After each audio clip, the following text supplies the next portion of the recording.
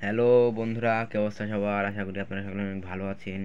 তো আপনাদের জন্য নিয়ে আসলাম ইন্টার অনার্স থার্ড ইয়ারের কারক পরিচ্ছেদ 35 বাংলা ব্যাকরণ বই। তো অনেক সময় মনোযোগ সহকারে পড়বেন।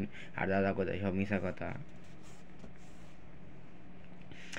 মূলত ক্রিয়ার সঙ্গে বাক্যের বিশেষ্য ও সর্বনামের যে সম্পর্ক তাকে কারক বলে। কারক সম্পর্কে বোঝাতে বিশেষ্য ও সর্বনামের সঙ্গে সাধারণত বিভক্ত অনুসর্গ যুক্ত হয়ে থাকে।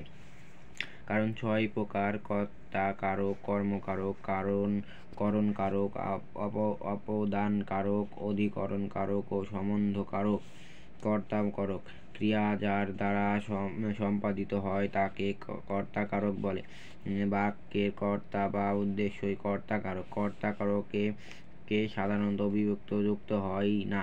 যেমন আমরা নদীঘাট থেকে রিক্সা নিয়েছিলাম, অনেকগুলো বন্য হাতি বাগান নষ্ট করে দিল।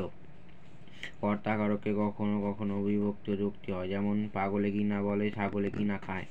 কর্মকারক: যাকে আশ্রয় করে কর্তা ক্রিয়া সম্পাদন করে তাকে কর্মকারক বলে। বাক্যের মুখ্য কর্ম, গৌণ কর্ম উভয় ধরনের কর্মই কর্মকারক হিসেবে গণ্য হয়। সাধারণত মূর্খ কর্মকারককে বিভক্ত হয় না, তবে গৌণ কর্মকারককে বিভক্ত হয়। যেমন সে রোজ সকালে 1 প্লেট ভাত খায়।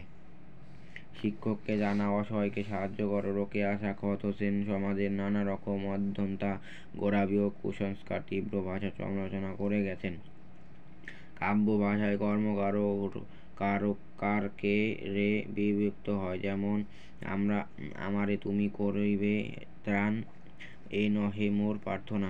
করণ কারক: যার দ্বারা বা যে উপায়ে কর্তা ক্রিয়া সম্পাদন করে তাকে করণ কারক বলে।